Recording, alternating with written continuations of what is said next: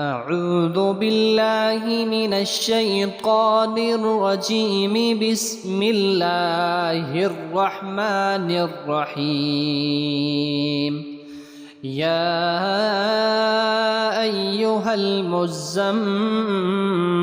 قم الليل إلا قليلا نصفه أو انقص منه قليلا أو زد عليه ورتل القرآن ترتيلا إنا سنلقي عليك قولا ثقيلا إن ناشئة الليل هي أشد وطئا وأقوم قيلا إن لك في النهار سبحا طويلا واذكر اسم ربك وتبتل إليه تبتيلا رب المشرق والمغرب لا إله إلا هو فاتخذه وكيلا واصبر على ما يقولون واهجرهم هجرا جميلا وذرني والمكذبين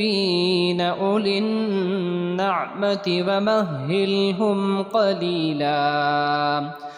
إن لدينا أنكالا وجحيما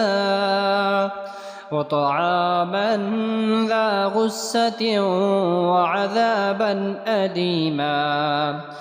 يوم ترجف الأرض والجبال وكانت الجبال كثيبا مهيلا إنا أرسلنا إليكم رسولا شاهدا عليكم كما أرسلنا إلى فرعون رسولا فعصى فرعون الرسول فأخذناه أخذا وبيلا فكيف تتقون إن كفرتم يوما يجعل البلدان شيبا السماء منفطر به كان وعده مفعولا إن هذه تذكرة فمن شاء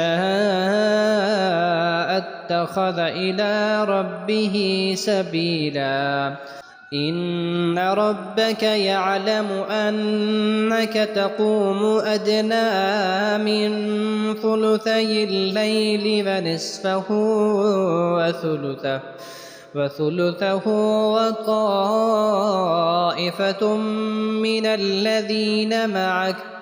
والله يقدر الليل والنهار علم أن لا تحصوه فتاب عليكم فاقرؤوه ما تيسر من القرآن علم أن سيكون منكم مرضى وآخرون يضربون في الأرض يبتغون من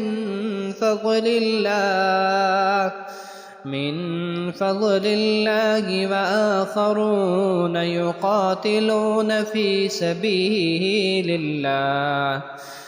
سبيل الله فاقرؤوا ما تيسر منه وأقيموا الصلاة وآتوا الزكاة